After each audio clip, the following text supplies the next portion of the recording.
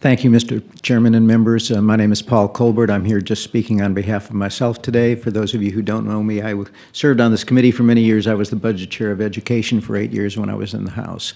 In the 2 minutes that I have to comment on a 140-page bill, I'll just try to hit a couple of key points. Number one, I would like to thank, first of all, Chairman Buckley for doing a tremendous job of really trying to address all the various needs of the various different types of students that we have within the state of Texas. And increasing the compensatory education weight is a step in that direction, although it's a very small step in that direction. We regularly hear about the funding gap, however, between both economically disadvantaged kids and English language learners, and there is no comparable increase for bilingual education weights or the dual language weights, and so I would recommend that you include that same 0.005 increase at least into the bill when you come out with your committee substitute. The other thing I'm going to talk about, and I'll do it real briefly, you've got a big handout here from me, and this is similar to material that I went through with y'all and with the Budget Committee 2 years ago. This is basically how much money actually goes from the state, from state revenue sources, to traditional property tax supported ISDs year by year by year. And what you'll see from this is that basically it has remained pretty much flat, that there has not been an increase in the amount of money that we give to ISDs from state revenue sources, other than the degree to which we have given them money as revenue swaps for the amount of tax relief that we have required them to perform. I'll walk you through these numbers if anyone has any questions about them, but what it means is that all of the increase in funding in general and funding per student in traditional ISDs has come from local property tax revenue increases, at least going back to 2011. Thank you for your time. Thank you for your testimony. Members, any questions for these witnesses? Mr. Chairman? Yes, Representative Bryant. Mr. Colbert, these numbers that you passed out, I think, yes, to all of us. Last session, I asked you for data on how much funding our traditional school districts, by that I mean independent, our ISDs, actually have received from the state over the past 12 years. Is this the same data? Well, it's the same data, but updated for the 2 years that have occurred since then. And would you tell the committee where these came from? All of the data that's here comes from one of two sources, either the Texas Education Agency statewide summaries of finances for each individual year, or the Texas Education Agency statewide summary of charter schools. Because in order to be able to get at what is the money that goes to the traditional property tax supported ISDs, you basically have to subtract the charter school money out of the total amount of revenue that they are otherwise given. And I can walk you through the columns on this to explain how you get to those numbers. Please do. Okay. If you look at page 1 here of the handout, you've got the fiscal year, and of course the fiscal year is the second year of the school year. So 2011 is the 2010-2011 school year. I didn't include 2012 and 2013 because those were the 2 years where we cut dramatically large amounts of money out of school finance, and so they're anomalies rather than years worth looking at. But basically from 2011 to 2025, which would be the 24-25 school year, would be the years we're talking about. The first column is their local M&O revenue. And again, this is from the TEA statewide summaries of finance. The second column shows what that same summaries of finance, summary of finances shows are the amounts of revenue given to the school districts for M&O purposes. However, that money includes within it the money that the state receives and then redistributes for recapture.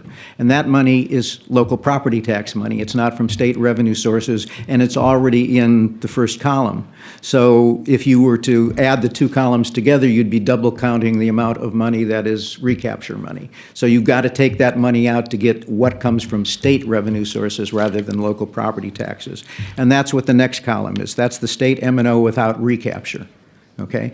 But again, that doesn't tell you what goes on in your property tax supported school districts, because that also includes the money that goes to charter schools. Now, charter schools don't get any local M&O revenue. They're 100% funded by the state. So the final column on this shows you how much money goes to the districts that people tend to think of as their local school district, their local property tax supported school district. This is how much money they actually got after you take out the recapture money that is not state revenue and the money that didn't go to them but went to the charter schools. This is how much state revenue went to them each year from 2011 forward, other than the 2 years that I mentioned. And basically, as you can see, it's hovered somewhere in the $16 to $17 billion range. Hasn't really gone up, hasn't really gone down a whole lot until right near the end it went down a bunch. But a little bit of that is sort of an overstatement, because starting with fiscal year 2020, we started doing some replacement of local revenues because we required districts to compress money down. Actually, starting in 2016, we increased the homestead exemption, so there was a little bit of money then, but then we got into big time costs for it, starting with fiscal year 2020. So all of the numbers after that really overstate the case, because not all of that was net revenue to the school districts. It was just replacement for money that they could no longer collect because of the required either tax compression or the increases in the homestead exemption. So, but what's the conclusion from looking at that column? It appears, and I believe I was, based on this data, saying this in the last session, that traditional independent school districts have not had an increase in dollar amount leading up to inflation. And so these, first of all, let me repeat, these are actual dollars. These are not adjusted for inflation. This is before the impact of inflation. And so when we looked at these numbers 2 years ago, you can see from the fiscal year 2023, the amount of money that went to the ISDs was actually less than $14.5 billion. That was $1.5 billion short of the amount that we gave those same school districts in 2011, and there were more students in 2023 than there were in 2011. So not only did we not cover the total cost of those increase in students, but we were actually giving $1.5 billion less from state revenue sources to traditional ISDs in 2023 than we were in 2011, 2014, 15, and any of the other years. So for yeah. it's fair to say then that for 10 years, our traditional ISDs did not have an increase in state funding. In funding from state sources. Basically, what the state did when it did increase funding was it took the savings that the state realizes because property values go up. When your property values go up, the state's responsibility under the foundation school program goes down. So all the state did was recycle their savings from the property tax value increases and recycle that into the foundation school program, and that's why the numbers remained relatively flat. Well, I'm just trying to tease this out, the plain statement, and I want you to tell me if I'm wrong, that our independent school districts have not had an increase in funding from the state for more than 10 years. From state revenue sources. The amount of money from state tax sources, state fees, whatever sources go into the general revenue fund that are transferred into the foundation school fund, they did not have an increase up until 2024. And we can talk about 2024 in a moment. It's some pages farther on, because again, you had a big amount of a very large amount of tax relief, and so a lot of that increase you see from 2023 to 2024 is tax swap money, and we can talk about that. When I say state and you say state sources, what's the difference? Well, the difference again is that the state basically took the money that they got from lowering the value of how much the state would otherwise pay on education because property values went up, and then put that back into the system. So again, if you look, whatever the system is. when we get to the revenue, when we get to the revenue per ADA column, table, which is table number 3, it will become a lot more clear. We are not putting additional revenue from state revenue sources. We are merely saying, okay, the cost of the foundation school program would otherwise have gone down, so we'll keep it constant in terms of what the state puts in from state revenue sources. Representative Frank, you seem incredulous, and I'd be glad to answer any question you might have with respect to it. Yeah, well, I won't keep trying. I mean, it's still astonishing to me that they got more in 2011 than they got in 2023. Well, it's even more true if you turn to Table 3, which does that on a per-student basis.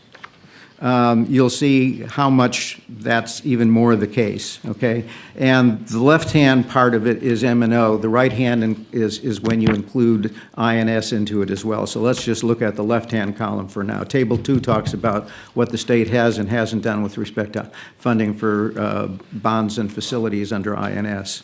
But if you look at the M&O column there, you'll see that the overall M&O revenue that school districts had to spend per student in 2011 was $7,461. In 2024, it went up to $10,708. It's about a 43.5% increase. But let's stop for a moment at 2023 because again, 2024 is a special case, and we've got another page where I'll talk you through that. But if you take a look at it from 2011 to 2023, that was about a 34.5% increase. But you'll notice that the amount of money that came from state revenue sources,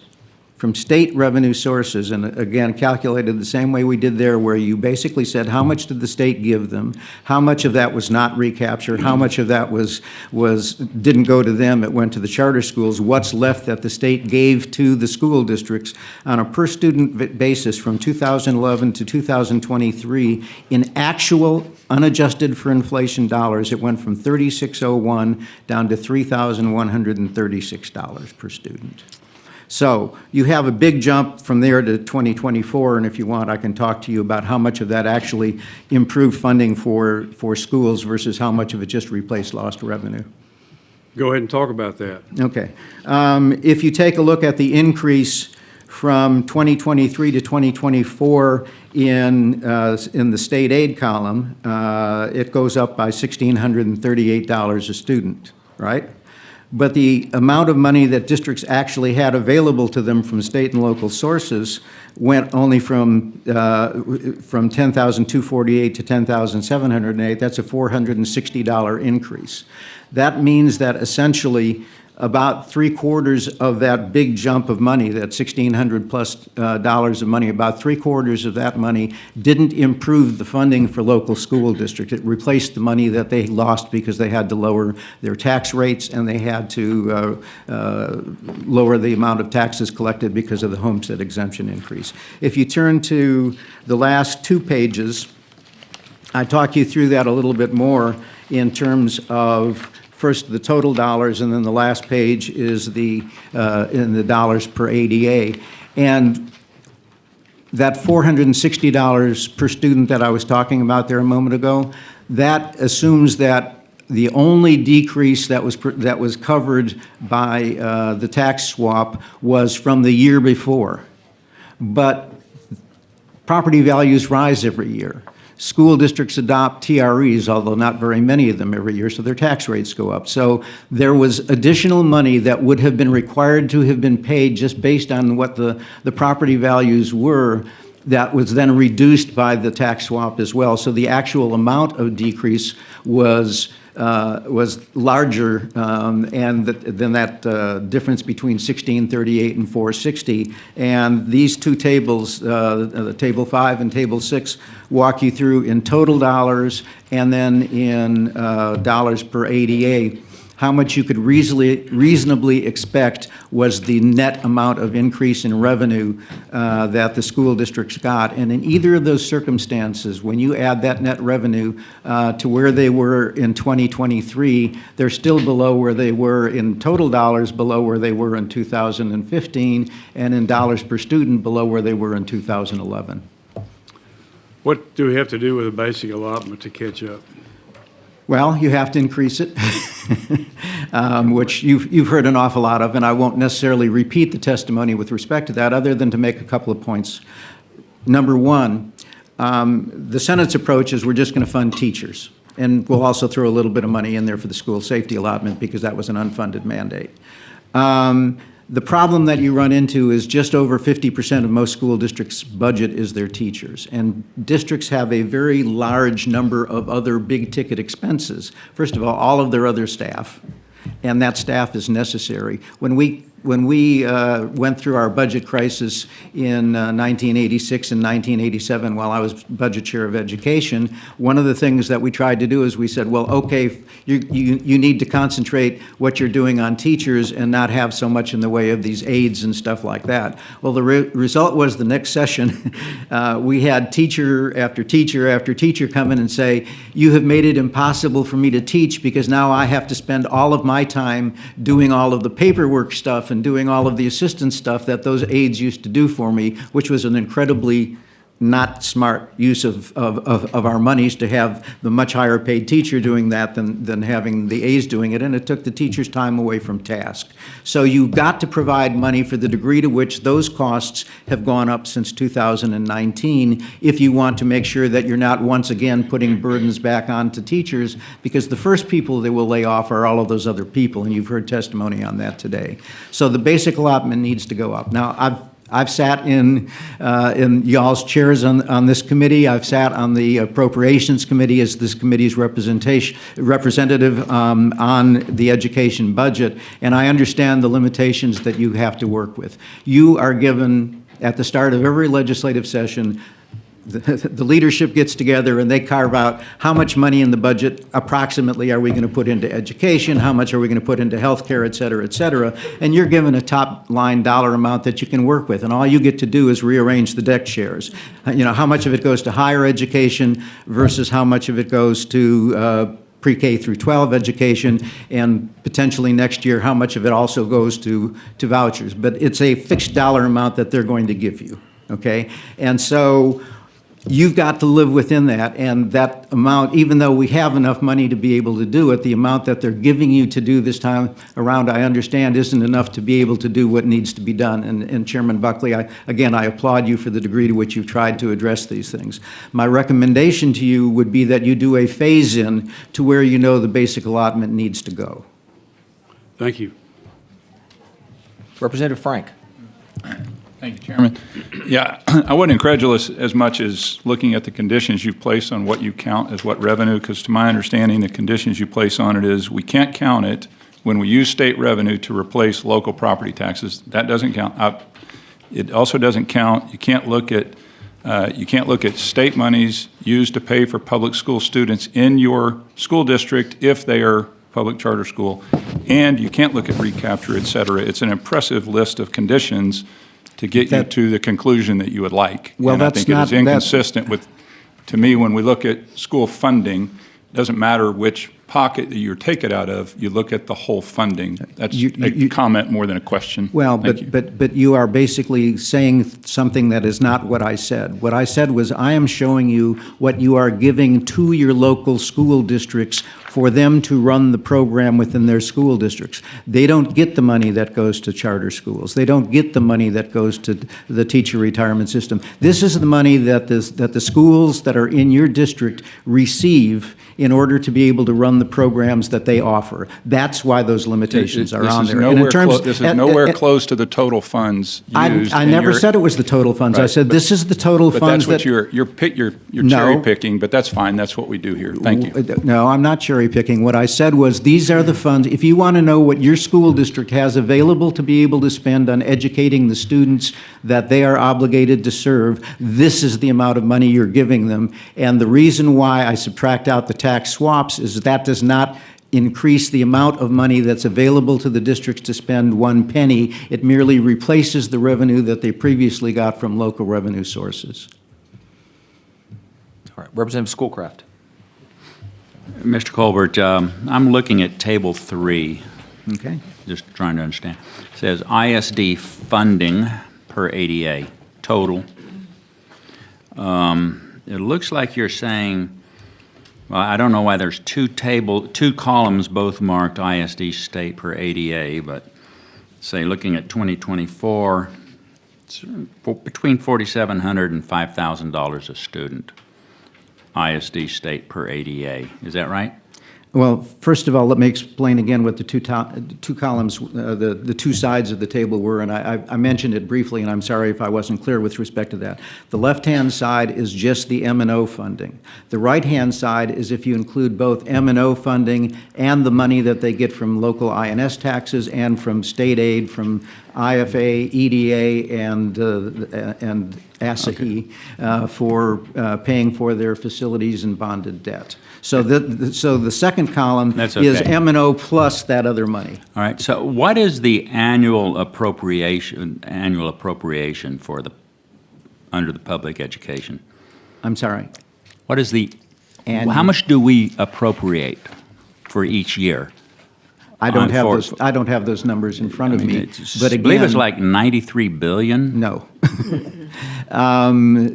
They wish.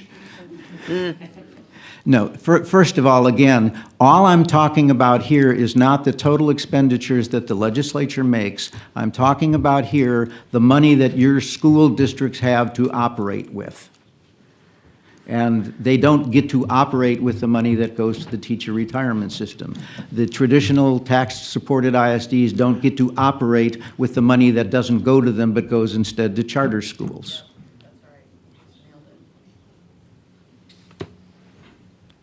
We could talk forever on this. That's good, thank you. Dr. Allen? Thank you. Mr. Colbert, I'm on the table 4, the difference between charters and state schools. What is the amount of the expenditure, and I want you to explain that chart to me, the amount that, of revenue going into charters as opposed to public schools. And I know they say charter schools or public schools, but you know what I mean. Okay, so would you tell me? Sure. what that Okay, so looks Table like? 4, first of all, gives you the number of students who are involved in the traditional property tax-supported ISDs, and then the second column gives you the number of charter school ADA. So you can see that there's been, while school district ADA has been relatively flat over that period of time, the charter school ADA has more than tripled going back to 2011. If you take those ADA and you divide them into that right-hand column from Table 1, I'm sorry, it's not the right-hand column. It's the combination of the right-hand column and the local revenue column from Table 1. You get that M&O per ADA. That's how much money from state and local resources the traditional school districts have to spend within their programs per student, okay? That's what that column is. Charter schools are funded 100% by the state. So all this is the state M&O revenue from the statewide charter school summary divided by the number of charter school ADA.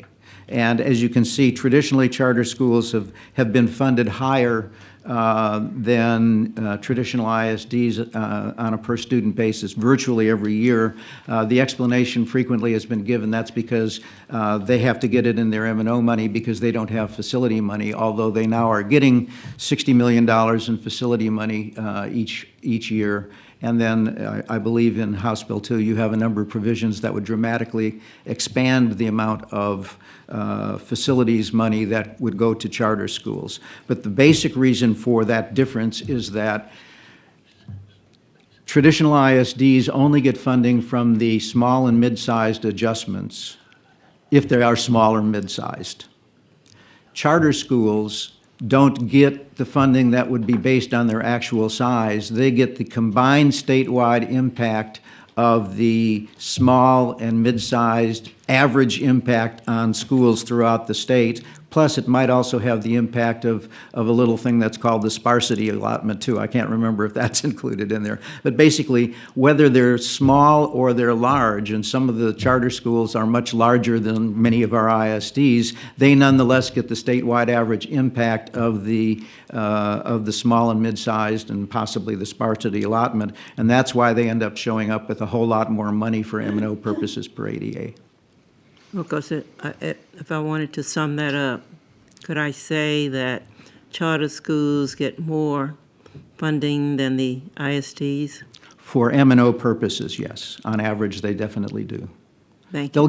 They will get less than an actual small district would get, because the small adjustment could take them up as much as 64% under the current formula. None of them go all the way to 64%, but they can be 40, 50, 60% more funding, and that would definitely get them up above. That's why the average is 10,432 in part. It's because some of those districts are at $14,000, $15,000, $16,000 a student. I might add, the other thing is that that includes, the statewide average funding includes special education funding. And in general, the concentration of special ed kids in charter schools tends to be a lot smaller. Therefore, a certain amount of the gap is actually a little bit bigger in terms of the operational costs, because the ISDs are spending it on special ed students that the charter schools may or may not have as many of. Thank you.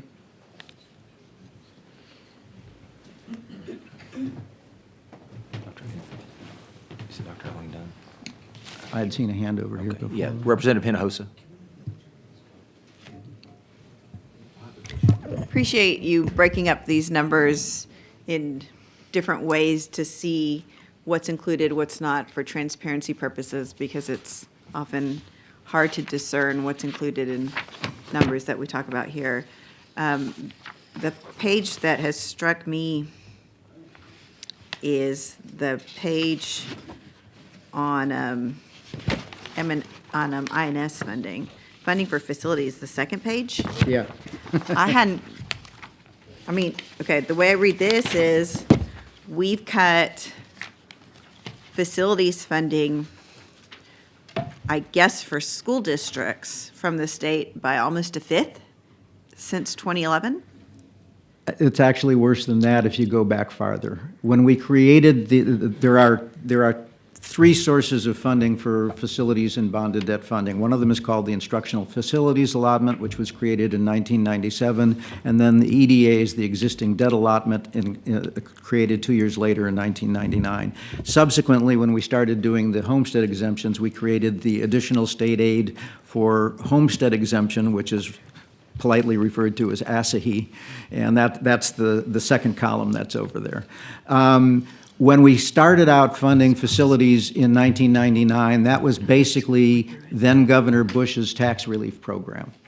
It was what he literally used to campaign successfully for president on, because of the amount of tax relief that was provided through the creation of the EDA and through the increase in the yield in the instructional facilities allotment from $28 a student to $35 a student. They basically remained at that level since 1999. $35, and there's a slight increase that's been given to the EDA side of it, but it never has topped $40. What that means, a $35 yield is the same thing as saying a district with a wealth of I'm sorry, my mouth is starting to dry up here, $350,000 per unweighted ADA.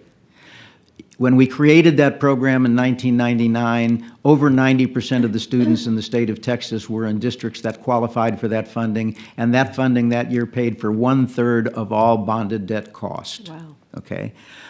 We haven't changed that $35 other than the slight increase for the EDA. Aside from the fact that costs for construction and costs for land and everything else have gone up dramatically, in that 25-year span of time. In addition to that, the wealth of school districts has grown. And as the wealth of school districts has grown, their local taxable wealth per ADA has grown, one of two things happens. Either they totally price out, they get to be above $350,000 when they were below it before, and therefore they no longer qualify for IFA or EDA funding, or even the ones who still qualify, and it's a depressingly small number of districts these days, even those districts, as they get closer to the $35 yield with what they can raise locally, the amount of state aid that they get goes down. So that's why those numbers shrank. The result was we went from that 33% of total funding in 1999 down to this past year, 1.2% of total funding came from the IFA and EDA. Now, when we created ASAHE, that's sort of a general, goes to every district, rich or poor, based just on their losses from the homestead exemption, and that amount of money has increased dramatically. So we're picking up about 8% of facilities costs now. That goes to rich and poor districts alike. So the money we're giving to the poor districts is the side that has shrunk dramatically. At its peak, it was over $770 million. So at its peak, it was about 6 times the size of the amount we're putting in now. Okay. And by the way, that's tax relief. That's what Governor Bush campaigned successfully for president on, is tax relief. So if you're going to put money into tax relief, this is a twofer at the very least, because number one, you're providing real tax relief, and number two, you're helping your schools and your property taxpayers at the same time. So I thought you were going to say, if you want to run for higher office, you should increase the amount of INS funding that you spend by I wasn't going to say that, but if 30%. anyone was planning on running for higher office, or maybe even the office that Governor Bush ran for, that would be a smart way to do it. Nobody here is running for president. Let's keep it on HB2. Let me ask At least this. not that I know I'm of. running for the county line when this is over, Mr. Chairman. Were you in the legislature when you created funding for charter schools? No, I was not. That was 1995, and that was a couple years after I left the legislature. Thank you. 2 sessions after I left. Thank you. Representative Leo Wilson. Thank you, Mr. Chairman. I'm going to stick on that chart, but I have 2 questions. On that last column where you were mentioning the IFA and plus the EDA, is that federal? No, this is all state Local. programs. The What? federal government doesn't give us a penny for Okay. our local districts for those Okay. purposes. And then I don't know if this has also a factor into it, but we saw a chart yesterday from TEA where they described the different district types, or I guess it wasn't yesterday, it was Tuesday. And in all of the district types, the charter school group was the group that had the very highest teacher-to-student ratio. So, they have, I don't know if that factors in to Not that on the facilities Table 4, chart. on That- Table 4. On Table 4. Again, what this shows you is the amount of revenue from, in the case of ISDs, state and local resources they had, or in the case of charter schools, only from state sources because they don't have local tax sources. This is the amount of revenue that they had on average available to spend per student. How they spent that was up to them. So some of them might have spent it on teacher salaries being at a higher level. Some of them might have spent it on having smaller class sizes, meaning hiring more teachers. Some of them might have spent it on other necessary expenses. As I said, almost half of their budget isn't even on teachers. It's on paying their utility bills. It's on paying their, Representative Hunter's not here, I was going to say insurance costs, which I know is of a particularly big concern to him. It's on paying, for their school buses. It's on paying for the gas for those buses. It's on paying for, Okay, et cetera. thank you. Yeah. Got it.